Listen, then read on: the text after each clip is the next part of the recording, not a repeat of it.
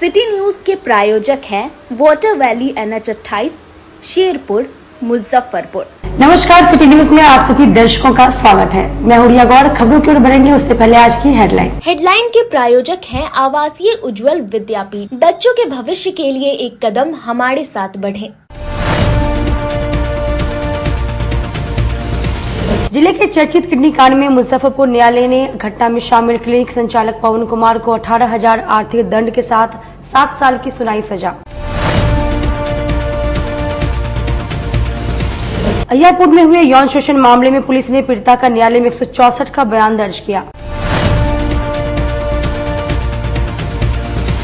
और smart city द्वारा गुड़िया बाजार चौक पर नाला निर्माण को लेकर खोदे गए गड्ढे से आम लोग हो रहे हैं परेशान। तो ये थे आज की हेडलाइन में खबरें विस्तार से।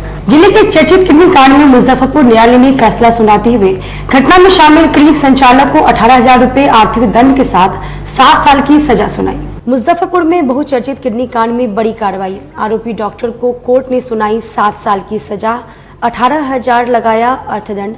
मामले में मुख्य आरोपी RK सिंह अभी फरार। बरियारपुर स्थित शुभकांत क्लिनिक में 3 दिसंबर 2022 को सुनीता के गर्भाशय का ऑपरेशन के दौरान झोला छाप डॉक्टर ने दोनों किडनी निकाल लिया था। मुजफ्फरपुर के चर्चित किडनी कांड में कोर्ट ने फैसला सुनाते हुए आरोपी डॉक्टर पवन कुमार को दोषी करार देते हुए 7 साल की सजा सुनाई है। गर्भाशय के ऑपरेशन के दौरान सकरा थाना के बाजी राउत गांव की सुनीता देवी की दोनों किडनी निकालने के मामले में जेल में बंद डॉक्टर पवन कुमार को दोषी करार देते हुए अलग अलग धाराओं में 5 साल और 2 साल की सजा सुनाई। इस मामले में अपर जिला एवं सत्र न्यायाधीश अजय कुमार मल की विशेष कोर्ट ने उसे दोषी ठहराते हुए 18,000 का अर्थदंड भी लगाया है। मैं जयमंगल प्रसाद स्पेशल PP ये सुनीता किडनी कांड में डॉक्टर पवन कुमार को न्यायालय श्री अजय कुमार मल ने 7 वर्ष की सज़ा सुनाया है। ये सहयोगी के रूप में मुदालत थे और 18,000 रुपया फाइन के रूप में किया गया है। अगर फाइन का रुपया 18,000 नहीं देगा पवन कुमार तो उसके बदले 4 माह का उसको सज़ा भुगतना पड़ेगा। न्यायालय बहुत ही सराहनीय कदम उठाया है और समुचित न्याय करते हुए पवन कुमार को सज़ा किया है। आर्थिक दंड तो बोल दिए हैं कि 18,000 रुपया टोटल देना होगा। 3 धाराओं में हुआ है सज़ा, 420, 384 और 426। 326 7 वर्ष के सभी मिला करके सभी सजा एक साथ। जी, माननीय विशेष न्यायालय SC ST द्वारा अभियुक्त पवन कुमार को सजा दिया गया है, जिसमें 7 साल की सश्रम कारावास की सजा सुनाई गई है। 18,000 रुपया जुर्माना दंडित किया गया है, जिसमें 2 साल एक कस्टडी काट चुका है, उसको माइनस कर दिया गया है। इसमें कौन कौन सा धारा लगा हुआ था? इसमें धारा लगा हुआ था 384, 420, 120B, 307, 18/19 ट्रांसप्लेशन ह्यूमन ऑर्गन्स एक्ट। कब मामला दर्ज हुआ था? आज से 2 साल पहले। क्या आरोप था? आरोप था कि इन्हें मैंने सुकांत नाम के क्लिनिक हॉस्पिटल था, उसमें माने डॉक्टर थे डॉक्टर RK सिंह, उन्होंने ऑपरेशन किया था और इनको संचालक का नाम दिया गया फंसाने के लिए। गरीब आदमी था और उसी में ट्रायल चला 2 साल और ट्रायल के बाद माननीय न्यायालय ने सज़ा के बिंदु पर सुनवाई करते हुए 7 साल की सज़ा सुनाया है, जिसमें 2 साल की सज़ा को जो जेल अवधि में रहा है उसको माइनस कर दिया है और 18,000 रुपया। अय्यापुर थाना क्षेत्र में हुए यौन शोषण मामले में पुलिस ने पीड़िता को न्यायालय में पेश कर 164 का बयान दर्ज कराया। अय्यापुर थाना क्षेत्र में हुए यौन शोषण मामले में पुलिस ने पीड़िता का मुजफ्फरपुर न्यायालय में 164 का बयान कराया। इस दौरान पीड़िता के साथ उसका भाई भी न्यायालय में पहुंचा। न्यायालय में पीड़िता का 164 का बयान कराया गया। पीड़िता के भाई ने पूरी कहानी बताई, कैसे नौकरी का झांसा देकर लड़कियों को अपने झांसे में फंसाता था। हमारी बहन से फेसबुक के जरिए पहचान बढ़ाई और उसको अपनी झांसे में ले लिया। कैसे वहाँ इस जाल में फंसे इस लोग ये फेसबुक के माध्यम से अटैच हुआ था। जॉब के नाम पे रिक्वेस्ट डाला जा रहा था, क्योंकि मेरे जो सिस्टर थे वो जॉब को लेकर के अप्लाई कर रहे थे। उसके माध्यम से मतलब फेसबुक से कॉन्टेक्ट हुआ इन लोगों के माध्यम से, तिलक सिंह के माध्यम से, और वो आए। फेसबुक पर ऐसा क्या लिखा था से अभी तो हमें नहीं पता है। मतलब कितने दिन से इनके यहाँ काम करते थे? यहाँ पे 2022 अक्टूबर नवंबर के आसपास। हाँ। आज कहाँ लेकर चले? अभी हम लोग मुजफ्फरपुर कोर्ट में हैं।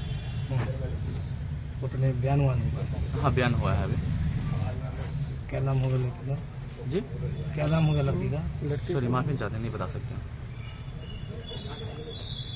तो अभी क्या लग रहा है, न्याय की गुहार लगा रहे हैं? देखिए, हमें बिहार सरकार पे पूरे भरोसा है, बिहार पुलिस से पूरे भरोसा है, क्योंकि जो भी काम अभी तक हुआ है बहुत अच्छा हुआ है, और आगे भी भरोसा है कि बिहार पुलिस जो भी है काम कर रही है, बहुत चीज से काम कर रही है। ये पूरा मामला आपकी नज़र में कब आया, कब पता चला आपको इस तरह का? हमें लगभग 2022 दिसंबर के बाद हमें पता चला। क्या पता चला? मतलब काम को लेकर के शादी वादी का आया था 23 में। उस समय हम प्रेजेंट में थे नहीं। प्रेजेंट में हम दिल्ली में थे, पापा जी का तबीयत खराब था तो हम वहीं पे थे। तो जब 2023 में यहाँ पे रेड हुआ था मुजफ्फरपुर ऑफिस में, उसके बाद यहाँ से मुजफ्फरपुर में 4 ब्रांच है, किस? बखरी चौक पे है सर। हाँ, अहियापुर बखरी चौक पे है इसका ब्रांच। समद वस्त्रालय के अंदर में था।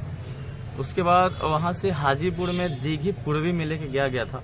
तुर्की थाना क्षेत्र के तारसन गांव में पति पत्नी के बीच झगड़ा हुआ और झगड़े के बाद पत्नी ने अपने दोनों बच्चों के साथ जहर खा ली। पत्नी और बेटी की हुई मौत, बेटी की स्थिति नाजुक बताई गई है। जिले में पति से लड़ाई के बाद एक महिला ने पहले 2 बच्चों को जहर दिया, फिर खुद खा लिया। घटना में 5 साल की बेटी और मां की मौत हो गई, वहीं 6 साल की बेटी की हालत गंभीर है। घटना कुंडी प्रखंड के तुर्की थाना के तारसन की है, जहाँ रिंजू देवी की अपने पति मंजीत महतो से फोन पर बहस हुई, फिर दोनों के बीच गाली गलौज हो गई। इस वाकया से नाराज रिंजू देवी ने बेटी प्रियांशु कुमारी और बेटे किशन कुमार को पहले जहर खिलाया, फिर खुद खा लिया। रिंजू देवी और प्रियांशु की मौत हो गई, जबकि किशन कुमार का SKMCH के PICU में इलाज चल रहा है। गनीमत की बात यह रही कि उसने 1 साल की बेटी को जहर नहीं खिलाया। पति मुंबई में काम करता है, दोनों ने लव मैरिज की थी। किसी बात को लेकर फोन पर दोनों में झगड़ा हुआ। रिंजू देवी ने पति से हुए झगड़े की बात अपनी बड़ी बहन चुनचुन देवी को बताई। उसने रात में कॉल कर सारी बात बताई। रात ज्यादा होने के बाद उसकी बड़ी बहन ने अभी सो जाने और सुबह कॉल करने की बात कही, लेकिन गाली गलौज से आहत रिंजू ने पहले प्रियांशु और फिर किशन को कीटनाशक खिलाया और फिर खुद भी खा लिया। रिंजू के भाई रंजन माझी ने बताया कि दोनों ने 10 साल पहले घर से भागकर शादी की थी। दोनों का घर एक दूसरे के घर से महज 500 मीटर की दूरी पर था। अपनी मर्जी से शादी करने के बाद दोनों पति पत्नी तारसन गांव स्थित नहर के तटबंध पर झोपड़ी का घर बनाकर रह रहे थे। रिंजू की मां जलसिया ने अपनी और उसके पति पर SKMCH थाने में बयान दर्ज कराया है। SKMCH थानेदार डॉक्टर ललन पासवान ने बताया कि बयान की कॉपी तुर्की थाने को भेजी जाएगी। पता चल जहर खा लेलकै हाँ से मेडिकल ले गेलै तो अलिए तो तबले तो मेडिकल ले आयल रहलै राते। तो पता चल दोनों पर पति पत्नी में झगड़ा कैलक, मोबाइले पर फोन पर गाड़ी गरजौर कैलक। गाड़ी गरजौर कथी बोललक कथी न से हम न जनै छी।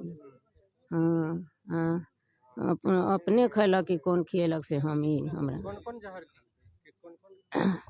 बेटी रहे या नाती नाती के खिया दिले कि अपने खाला कहाँ के बेटी नाती के कि यानी हुए न कैले। हम सब तो घरे हम सब क्या जानी से हम कहाँ कथी हो। 3 गो रहले हैं तो एगो हाँ 2 गो के खियाले, एगो ननकी एगो लड़की है यहाँ ओकर माँ है। के बेटी कथी नाम है बेटी? रिंजू।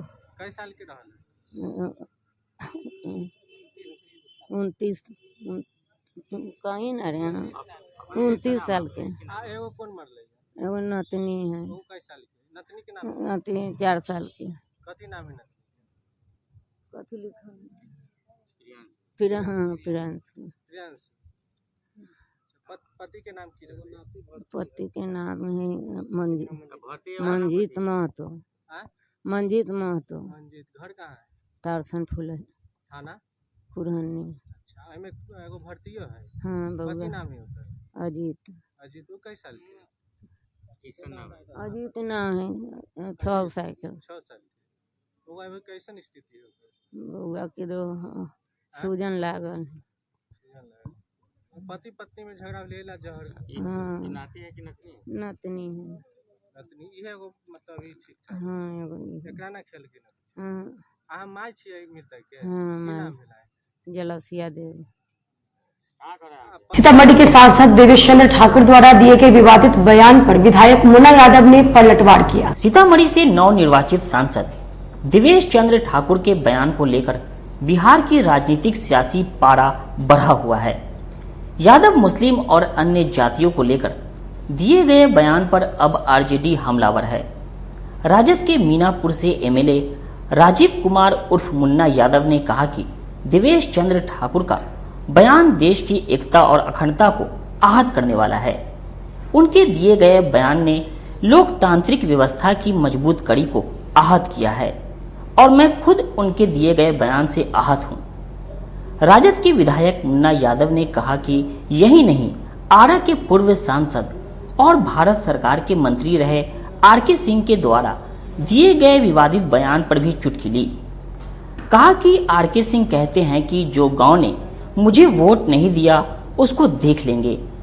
आरके सिंह को पता होनी चाहिए कि लोकसभा का चुनाव अभी हुआ है, अभी आगे भी चुनाव होने वाले हैं। अभी तो जान बची है, आने वाले चुनाव में इन्हें सब जनता मिलकर समझा देगी। राजद के एमएलए ने कहा कि लोकतंत्र में पहली बार ऐसा हुआ है कि एक जानकार और अच्छा इंसान इस तरह के बयान को कैसे दे सकता है। मैं खुद इसकी निंदा करता हूं। जो देवेश चंद्र ठाकुर कहते हैं कि मुझे 2% वोट मिला है, तो ये गर्व करने वाली बात होनी चाहिए कि ये लोग अपनी विचारधारा से हटकर वोट करने का काम किए हैं। देवेश चंद्र ठाकुर को ऐसे लोगों का चरण स्पर्श करना चाहिए। उनके द्वारा दिए गए बयान से देश को एकता और अखंडता पर आघात पहुंचा है और ये खेदजनक है। और देवेश चंद्र ठाकुर ने अपने दिए गए बयान से हमें भी आहत किया है। आरजेडी विधायक ने कहा है कि लोकतांत्रिक व्यवस्था में ये जरूरी नहीं है कि जो हमें वोट दे हम उसी का काम को करें। लोकतांत्रिक व्यवस्था में ये जरूरी नहीं है कि जो हमको वोट दे हम उसी का काम करें। हम अगर जनप्रतिनिधि बने हैं तो हमारा काम बनता है कि सबका काम करें, क्षेत्र का विकास करें।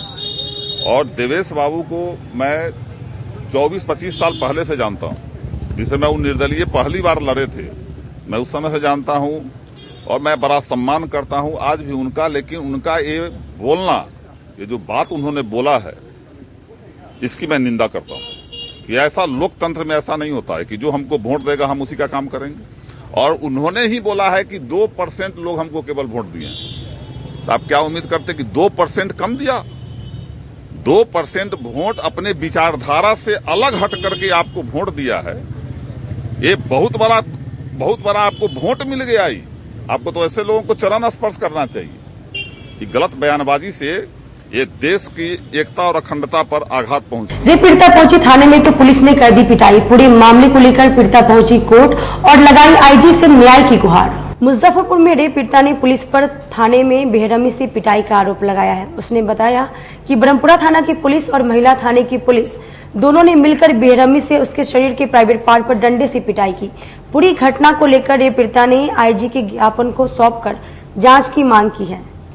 रे पीड़िता ने बताया कि 18 अप्रैल को कोर्ट में राजीव गुप्ता के विरोध में मुकदमा दायर किया। न्यायालय ने उपयुक्त वादों को देखते हुए धारा 156 के अंतर्गत दर्ज करने का आदेश दिया था, परंतु ब्रह्मपुरा थाना द्वारा मुकदमा दर्ज नहीं किया गया। इस दौरान 17 जून को ब्रह्मपुरा थाना प्रभारी अपने अन्य पुलिस बल के साथ मेरे आवास पर आए। मुझे जबरदस्ती मेरे आवास से उठाकर ले गए और मुझे काफी पीटा गया। मेरे प्राइवेट पार्ट पर ब्रह्मपुरा थाना प्रभारी के द्वारा प्लास्टिक के डंडे से काफी मारपीट किया गया तथा बाद में महिला थाना द्वारा भी अपने सहयोगियों के साथ काफी मारा पीटा गया। जी हमको जो लड़का जिस पर हम केस किए थे राजीव गुप्ता पे। किस तरह का केस किए थे आप उसको? वो मेरे साथ ब्लैकमेल करता था लगभग 8 साल से। क्यों ब्लैकमेल करता था? वो मेरे साथ काम के बहाने से आया और बोला कि आपको काम दिलवा देंगे, 7-8 हजार का महीना देगा, ये हम काम दिलवा देंगे। और उसके बाद काम दिलाने के बाद मेरे पति हलवाई का काम करते हैं, कभी कभी 10-10 दिन नहीं रहते हैं, कभी कभी 15-15 दिन नहीं रहते हैं। तो आया बोला कि मेरा बेटी का बर्थडे है, खाना लेके आए हैं, आप खाना खा लीजिए। खाना खाने के बाद हमको नींद लगने लगा। नींद लगने हम सो गए, हमको नींद टूटा तो हम देखे मेरा पूरा कपड़ा उतरा हुआ है। तो मेरे साथ गलत भी किया था। तो हम बोले कि अब मेरा क्या होगा, तो बोला कि इसे हल्ला करेगी ना तो मेरा आपका तो वीडियो वायरल हम कर देंगे। तो वीडियो भी बनाया था? जी, वीडियो भी बनाया था। हमको वीडियो दिखाया गया था, उसके बाद से दोबारा हमको वीडियो नहीं दिखाया। एक बार दिखाया था, 2 मेमोरी में बोला था जो हम अपना कैद करके रखे हुए हैं, मेमोरी भी दिखाया था।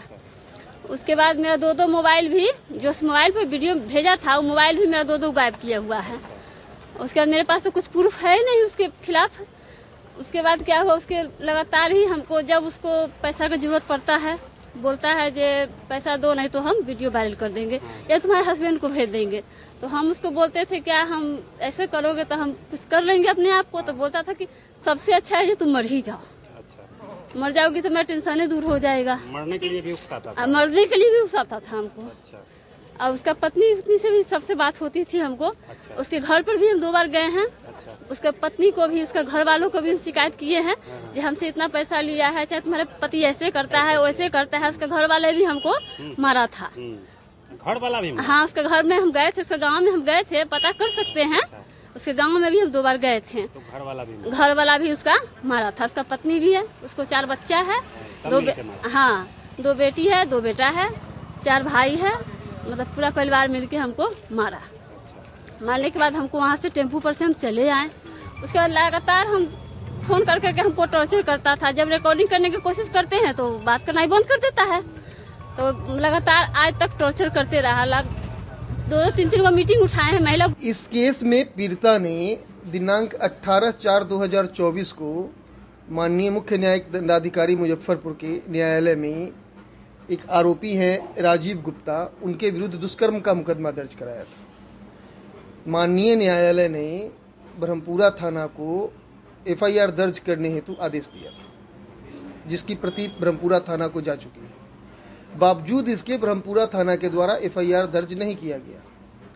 दिनांक 17/6/2024 को ब्रह्मपुरा थाना प्रभारी अपने पुलिस फोर्स के साथ इस पीड़िता के घर पे जाते हैं। वहाँ पर जबरदस्ती इस पीड़िता को उठाकर अपनी गाड़ी में लादते हैं और लादने के बाद काफ़ी ब्रुएंटली असॉल्ट करते हैं। ऐसे जो प्राइवेट पार्ट्स पे मारते हैं जो कि वो महिला दिखा नहीं सकती।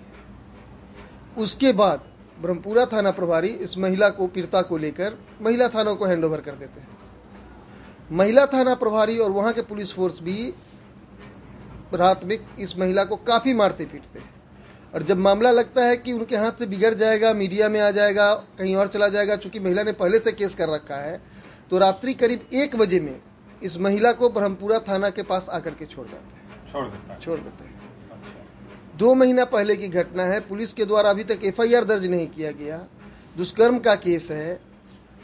पुलिस को चाहिए था कि FIR इंस्टीट्यूट करके पीड़िता का बयान कराती। यहाँ पे पुलिस ने उल्टा काम किया है। पीड़िता और एक्यूज दोनों को ब्रह्मपुरा थाना उठाई है। उठाई है, पीड़िता को भी। पीड़िता को ब्रुएंटली असॉल्ट किया गया है और एक्यूज को छोड़ दिया गया है। अपने आप में मुजफ्फरपुर में ये पहला केस है ब्रह्मपुरा थाना के द्वारा जहां पीड़िता को असॉल्ट किया जाता है और एक्यूज को छोड़ दिया जाता है। तो इस मामले को लेकर अब इस मामले को लेकर हमने माननीय न्यायालय में एक आवेदन दाखिल किया है फोटोग्राफ्स के साथ, और माननीय न्यायालय ने उसके आलोक में ब्रह्मपुरा थाना से रिपोर्ट की मांग की गई। और हम कल इसी मामले को लेकर माननीय मुख्य न्यायिक दंडाधिकारी के यहाँ एक नासी मुकदमा करेंगे तथा उसकी प्रति DGP बिहार सरकार, SSP मुजफ्फरपुर, IG मुजफ्फरपुर और गृह मंत्री बिहार सरकार को उसकी प्रति भेजने जा रहा है, जो कि पुलिस की कार्यशैली पर सवाल खड़ा कर। तो चला छोटी सी ब्रेक कर लेते, छोटा सा ब्रेक तक बने रहिए हमारे साथ, देखते रहिए सिटी न्यूज मुजफ्फरपुर। उत्तर बिहार का पहला नीलकमल एक्सक्लूसिव शोरूम खुल गया है आपके अपने शहर में। नीलकमल इंडिया की फेवरेट फर्नीचर ब्रांड है। इस कंपनी के सभी रेंज एक ही छत के नीचे आपको मिलेंगी। होम फर्नीचर, ऑफिस फर्नीचर की सभी रेंज यहाँ उपलब्ध है। कंपनी का एक्सक्लूसिव शोरूम होने के कारण 40% तक की विशेष छूट मिल रही है। इसके अलावे 0% इंटरेस्ट के साथ बैंक से फाइनेंसिंग की भी सुविधा उपलब्ध है। तो देर मत कीजिए, एक बार हमारे यहाँ अवश्य पधारे। हमारा पता है Mithanpura, Narayanpur road, opposite Vaishali management college और हमारा मोबाइल नंबर है 9334900888 और हमारा दूसरा नंबर है 7004320580। समारोह के समय और इस लगन के अवसर पे मैं मनीष कुमार यूए एसोसिएट का प्रोप्राइटर, हमारा नीलकमल का फर्नीचर का शोरूम है एक्सक्लूसिव जो मिठनपुरा चौक पे स्थगित है। हमारे यहाँ कुचीना का चिमनी और जो गैस चूल्हा है उसकी एक विस्तृत रेंज है मॉडुलर में। भारी डिस्काउंट है हमारे यहाँ सोफा पर, डाइनिंग टेबल पे। सभी लोगों से मेरा यही निवेदन है, जो 2-3 सालों से आप लोगों का हमें प्यार मिलता आ रहा है, हमारे यहाँ फिनांस की भी एक अच्छी व्यवस्था है और इस त्योहारों के अवसर पे हम चाहेंगे कि एक बार हमारे यहाँ पधारे और हमारे ऑफर्स का लाभ ले और हर खरीदारी पे हम लोग एक सुनिश्चित उपहार भी दे रहे हैं।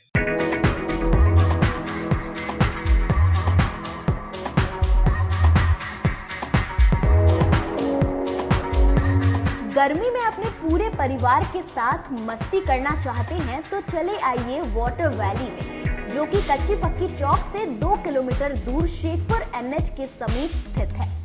शहर के लोग यहाँ मोटरसाइकिल और कार से काफी आसानी से पहुँच सकते हैं। यहाँ आप अपने परिवार के साथ फुल मस्ती कर सकते हैं। वेव पूल, रेन डांस के साथ भव्य वाटरफॉल बनाया गया है।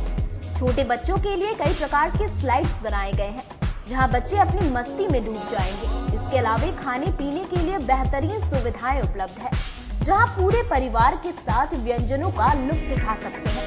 तो देर मत कीजिए, गर्मी में मस्ती उठाने के लिए वाटर वैली तुरंत पहुंचे। हमारा पता है water valley NH 28, Sherpur, Muzaffarpur. हमारा कॉन्टैक्ट नंबर है 6202584955। लगातार 10 वर्षों से विभिन्न परीक्षाओं में सर्वश्रेष्ठ परिणाम। हम हैं आवासीय उज्ज्वल विद्यापीठ मुजफ्फरपुर। इस स्कूल में सर्वश्रेष्ठ कोचिंग पैटर्न से बच्चों को पढ़ाया जाता है। प्ले से 10वीं तक की पढ़ाई स्वच्छ वातावरण में कराई जाती है। यहाँ आधुनिक छात्रावास की व्यवस्था है। उज्ज्वल विद्यापीठ का मुख्य उद्देश्य रामकृष्ण मिशन, नवोदय नेतरहाट, सैनिक स्कूल, सिमुलतल्ला गुरुकुल, सिंधिया कन्या विद्यालय जैसे अनेक भारतवर्ष के प्रतिष्ठित विद्यालयों में कुशल प्रशिक्षित अनुभवी एवं शहर के सर्वश्रेष्ठ शिक्षकों द्वारा तैयारी कराई जाती है। 1.5 एकड़ में फैला इस स्कूल का वातावरण काफी शांत है।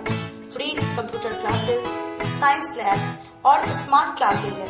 साथ ही इंडोर और आउटडोर गेम की भी व्यवस्था है। तो अपने बच्चों के लक्ष्य के सपनों को पूरा कराना चाहते हैं तो आज ही आवासीय उज्ज्वल विद्यापीठ में अपने बच्चों का नामांकन करवाएं। हमारा पता है पोखरियापीठ, अतरदा, मुजफ्फरपुर और हमारा कॉन्टेक्ट नंबर है 9708351851 और हमारा दूसरा नंबर है 8797122397 या फिर आप हमें कांटेक्ट कर सकते हैं 8409996658 पर।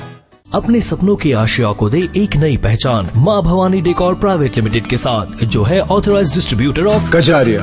देश की मिट्टी से बनी टाइल से देश को बनाते और जहां मिलती है सभी प्रकार के Indian and imported granite, marble, sanitary एवं कोटा स्टोन का अनोखा एवं आकर्षक संग्रह। माँ भवानी डेकोर प्राइवेट लिमिटेड मतलब a complete floor solutions. New 0 mile Dadar road, Muzaffarpur. Call 9934753111। Break के बाद एक बार फिर से आप सभी का स्वागत है। ये बढ़ते अगली खबरों की ओर। स्मार्ट सिटी द्वारा घुड़िया बाजार चौक पर नाला निर्माण के लिए खोदे गए गड्ढे से आम लोग दिन भर रहे परेशान। मानसून के दस्तक देने से पहले अधूरे नाले, कलवर्ट व सीवरेज निर्माण को पूरा करने का कार्य युद्ध स्तर पर शुरू हो गया है। स्मार्ट सिटी से चयनित एजेंसियों के साथ नगर निगम के संवेदक शहर में चहुओर बीचों बीच सड़क की खुदाई कर कलवर्ट व सीवरेज निर्माण में जुटे हैं। इससे शहरवासियों को भारी परेशानी हो रही है। बिना प्लान के गड्ढा खोदने से शहर की ट्रैफिक व्यवस्था भी बेपटरी हो गई है।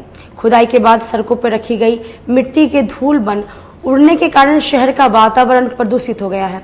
बुधवार को शहर के घुड़िया बाजार चौक पर चल रहे कलवर्ट निर्माण के कारण उखड़िया बाजार कलमबाग रोड बंद रहा। बांस बल्ला ट्रैफिक पुलिस की तरफ से कलमबाग चौक प्रजापति ब्रह्मा कुमारी गली मोड़ पर ही घेर दिया गया। कलमबाग चौक की तरफ से जाने वाली गाड़ियों को प्रजापति ब्रह्मा कुमारी गली के माध्यम से आमरोगोला की तरफ निकला जा रहा था। वहीं उखड़िया बाजार से कलमबाग चौक की तरफ आने वाली गाड़ियों को रामदयालु नगर रोड की तरफ मोड़ दिया गया, जो गनीपुर के रास्ते कलमबाग चौक पहुंची। हालांकि पैदल व साइकिल चलने वाले लोग नहीं माने। लोग खुदाई की गई सड़कों के बगल से ही किसी तरीके से निकलते नजर आए, जबकि गड्ढा के साथ ईंट पत्थर व सरिया से निकलने से बड़ी दुर्घटना की आशंका बनी हुई है। बिजनेस भी पूरा ठप हो गया और लोगों को भी बहुत ज्यादा परेशानी हो रही है। आपका तो दुकान सामने में, आप तो ज्यादा प्रभावित हुए हैं। प्रभावित तो बहुत ज्यादा है, कस्टमर का आना जाना एकदम बंद हो गया है और जब कस्टमर आएगा ही नहीं तो दुकान खोल के क्या फायदा है। ये जो गड्ढा खोदा गया है, आपको क्या लग रहा है कितना दिन तक ये गड्ढा उसी तरह रहेगा? ऐसे तो बताया गया है कि 2-4-5 दिन तक कंप्लीट हो जाना चाहिए। 5 दिन का नगर आयुक्त आए हुए थे तो बता रहे थे कि 2-4-5 दिन में ये काम। हर साल नगर निगम के द्वारा मेरे दुकान के आगे गड्ढा खन दिया जाता है। न अस्थायी निदान बनाया जाता है, न कोई इसका अस्थायी विकल्प निकाला जाता है। हर साल बरसात शुरू होने से पहले आके गड्ढा खन दिया जाता है और नगर निगम इस पर कोई एकदम उदासीन है। हम टैक्स देते हैं, इतना तरह का मेरे ऊपर लायबिलिटीज है, मेरा दुकानदारी हमेशा प्रभावित रहता है और सरकार के इस पर कोई सीरियस होकर काम नहीं करती है। कोई कस्टमर नहीं आ रहा है, सारा दुकान रास्ता ही बंद है, कोई कस्टमर नहीं दुकान में आ पाता है। कोई आता है तो किसी का चप्पल उसमें गिर जाता है तो कोई औरत गिर जाती है। इस तरह की समस्याएं हैं। कौन आएगा अपना जान? कब खोदा गया था? ये परसों रात में खोना गया। रहेगा कितना दिन तक ये तो पिछला बार खना गया था तो 3 महीना था। अच्छा, 3 महीना तक छोड़ दिया जाता? हाँ, पीछे उससे पिछला साल खना गया था तो 3-4 महीना उस बार भी था। अब इस बार नगर आयुक्त जाने के कितना महीना तक रहेगा। मतलब इस गड्ढा को खोद के छोड़ दिया जाता है। बरसात दर बरसात खत्म होती है तब शायद कहीं भी बनाया जाता है। जिला परिषद सदस्य प्रियंका कुमारी ने झूठे मुकदमे से अपने पति और ससुराल के लोगों के नाम हटाने को लेकर एसएसपी को ज्ञापन सौंपा। जिला परिषद सदस्य प्रियंका कुमारी ने बुधवार को एसएसपी से मिलकर झूठे मुकदमे से अपने पति और ससुराल पक्ष के लोगों का नाम हटाने की मांग की है। उन्होंने आवेदन देकर बताया कि पड़ोस की शर्मिला देवी से मेरे सास की जमीन को लेकर विवाद हो गया था। मेरी सास अपनी निजी जमीन पर मिट्टी भरवाने के लिए ईंट हटा रही थी, तभी शर्मिला देवी से झगड़ा हो गया। इसके बाद उसने झूठा केस कर मेरे पति एवं ससुराल पक्ष के सभी लोगों को फंसा दिया। झगड़े वाले दिन मेरे पति और उनके बड़े भाई पटना थे। दोनों का पटना में सीसीटीवी फुटेज भी है। जिला परिषद सदस्य ने एसएसपी से मांग की है कि पूरे मामले की जांच कर उनको न्याय दिया जाए। साथ ही झूठे मुकदमे से उनके पति और पति के बड़े भाई का नाम हटा दिया जाए। जिला परिषद सदस्य का कहना है कि राजनीतिक साजिश के तहत भूमि विवाद को चोरी डकैती जैसे संगीन आपराधिक मामले में तब्दील कर दी जा रही है। इसकी सूचना उन्होंने कुरहनी डीएसपी को भी दी, लेकिन अब तक कोई कार्रवाई नहीं हुई है। आज मैं ये एसएसपी के साथ मिलने आई हूँ और मेरे पति ये कुछ पहले भी घटना हो चुका है और आज भी हुआ है। ये है मतलब जमीनी विवाद और ये राजनीतिक साथ के छत हो रहा है। घटना हो रहा है छीन छोड़ के मार चोरी डकैती और लूटपाट। जी, मेरे हस्बैंड को और मेरे परिवार वाले को ये बोले हैं कि ठीक है हम अपने स्तर से निगरानी की जांच कर रहे हैं। जी, कहाँ का जमीन विवाद? मेरे मतलब घर के सामने का चढ़ुआ। जी, आज अभी आप कहाँ पे? बड़ी पुलिस अधीक्षक। बिहार छात्र संघ के सदस्यों ने आयुर्वेद कोर्स के सेशन लेट होने के विरोध में प्रदर्शन किया। आयुर्वेद कोर्स के सेशन लेट को लेकर बुधवार को बिहार छात्र संघ ने विश्वविद्यालय में विरोध प्रदर्शन किया। इस दौरान छात्रों ने सेशन में सुधार की मांग की। छात्रों का कहना है कि विश्वविद्यालय में बहुत सारे ऐसे कोर्स संचालित हैं जिनकी जानकारी बीसी को नहीं है। इसके अलावा प्राइवेट संस्था को कई सारे कोर्सों की मान्यता दे दी गई है, जिससे छात्रों का भविष्य अंधकार में लटक गया है। छात्र उस संस्था से उस कोर्स में नामांकन ले लेते हैं, लेकिन समय पर परीक्षा नहीं होती है। बिहार छात्र संघ ने मांग की है कि जितने भी विश्वविद्यालय में कोर्स संचालित है, सबका नियमित रूप से परीक्षा लिया जाए। इसके अलावा सभी कोर्सों का सेशन समय पर संचालित किया जाए। विश्वविद्यालय में जो भी डिग्री के लिए छात्र अप्लाई करते हैं, उनका 6 महीना साल भर भी हो जाता है, लेकिन अप्लाई करने के बाद उनका डिग्री नहीं बन करके तैयार होता है। जब तक वो दलालों को पैसा देने का काम नहीं करते हैं, 3000, 4000, 5000 तक जब तक पैसा नहीं देते हैं टेबल के नीचे से, तब तक उनका डिग्री तैयार नहीं होता है। विश्वविद्यालय में इसको अगर सुधार नहीं किया गया तो हम लोग बीते 1 सप्ताह के बाद हम लोग विशाल छात्र आक्रोश आंदोलन के साथ साथ धरना प्रदर्शन भी करने का काम करेंगे। विश्वविद्यालय के जितने भी अधिकारी हैं, सभी लोग भ्रष्टाचार में लिप्त हो चुके हैं। केवल और केवल कॉलेज से और केवल छात्रों से किस तरह से उगाही कर लेना है, किस तरीके से मोटा 21 सेशन का एडमिशन का BMS का अभी तक एग्जाम नहीं हुआ। बताइए, 21 का एडमिशन और अभी तक 24 लाख खत्म होने वाला, अभी तक एग्जाम नहीं। विश्वविद्यालय क्या नींद से सो रही है? सिर्फ नया नया एडमिशन करवाती है, नया नया कोर्स स्टार्ट करवाती है लगातार। अब प्राइवेट संस्थाओं को एडमिशन करवाती है। प्राइवेट संस्था शिक्षा माफिया अपना एफिलिएटेड लेके खूब छात्रों से कमाते हैं, लेकिन उसका भविष्य पे कोई ध्यान नहीं देता है और उसका भविष्य खराब हो रहा है। बताइए, 21 का एडमिशन हुआ और अभी तक कोई एग्जाम नहीं हुआ। छात्र कॉलेज में आवाज उठाते हैं तो कॉलेज प्रशासन सुनने का नाम ही नहीं लेता, क्योंकि वो शिक्षा माफिया है, उनको सिर्फ कमाना आता है और कुछ नहीं। और ये लोग VC से मिले हैं। हम लोगों का एग्जाम अभी तक नहीं हो पा रहा है। हम लोग अभी VC से मिलने आए थे, इसमें से हम लोग कुछ गए थे अंदर VC से मिलने के लिए। अब आगे ही बताएंगे क्या बात। बताइए। मैं इस बार 22-17 का स्टूडेंट हूँ, BMS मुजफ्फरपुर का स्टूडेंट हूँ। मेरे कॉलेज का जो है साथ साथ यहाँ यूनिवर्सिटी में छपरा कॉलेज, गया कॉलेज, हम लोग तीन कॉलेज से यहाँ यूनिवर्सिटी से ये है एफिलिएटेड है। लेकिन अभी तक जो हम लोग का 2nd ईयर का एग्जाम होना चाहिए, जो 1st ईयर का भी एग्जाम अभी नहीं हुआ है। साथ में हम लोग इंतजार करते करते थक गए, तो फिर हम लोग यहाँ यूनिवर्सिटी में आए और VC सर से मिले। VC सर मिल रहे हैं, बोल रहे हैं कि हम अभी 4 महीना ही हुआ है हमें यहाँ आए हुए, हमें पता भी नहीं था कि हम आज आके मिलेंगे गवर्नर साहब से। और यहाँ से कोई आश्वासन हम लोग को उस तरीके से नहीं मिला है कि हम लोग एग्जाम 1 महीने या 10 दिन बाद हम लोग फॉर्म इशू होगा। ये सब आज के लिए बस इतना ही। हम फिर मिलेंगे शहर की तमाम खबरों के साथ। तब तक आप मुझे और मेरी पूरी न्यूज़ टीम को दीजिए इजाजत। नमस्कार।